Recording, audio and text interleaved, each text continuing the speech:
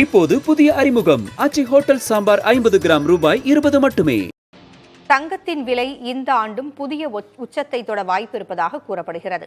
இதற்கான காரணங்கள் என்ன என்பதை பார்க்கலாம். தங்கம் என்றாலே இந்தியர்களுக்கு அலாதி பிரியம்தான்.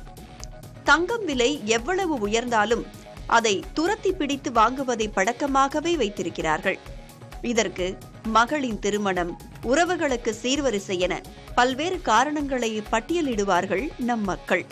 2024ஆம் ஆண்டிலேயே தங்கம் புதிய உச்சத்தை எட்டியதை பார்த்திருப்போம்.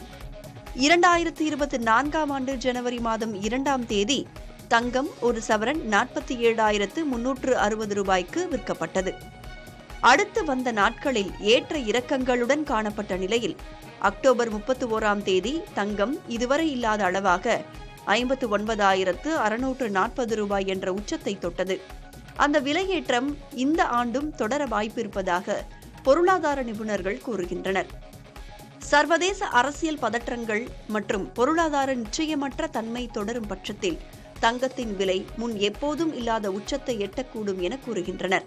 பல நாடுகளில் மத்திய வங்கிகள் தங்கத்தை வாங்குவது, வட்டி விகிதங்கள் குறைவாக இருப்பது போன்றவையும் காரணங்களாக கூறப்படுகிறது. பண்டக சந்தையில் 10 கிராம் தங்கம் விலை 85,000 ரூபாய் முதல் 90,000 ரூபாய் வரை உயர வாய்ப்பிருப்பதாக தெரிவிக்கும் பொருளாதார நிபுணர்கள் இது ஆபரண தங்கத்தின் விலையிலும் எதிரொலிக்கும் என்று கூறுகின்றனர்.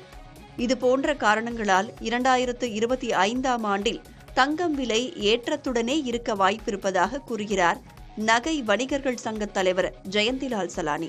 ட்ரம்ப் அவர்கள் பதவி ஏற்கும் வரை இதே நிலை, அதாவது இதே நிலை ஏற்றம் இறக்கத்துடன் இருக்கும்.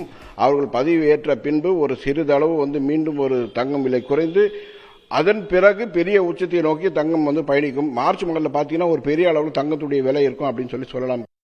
அவசிய தேவை இருப்பின் ஆபரண தங்கம் வாங்கலாம். இல்லையெனில் தங்கத்தில் பல வகைகளில் முதலீடு திட்டங்கள் உள்ளன. ரிஸ்க் எடுப்பதற்கான அளவை பொறுத்து அவரவருக்கு ஏற்ற திட்டங்களில் முதலீடு செய்து கொள்ளலாம். புதிய தலைமுறைக்காக கௌசல்யா. இப்போது புதிய அறிமுகம் அச்சி ஹோட்டல் சாம்பார் 50 கிராம் ரூபாய் 20 மட்டுமே.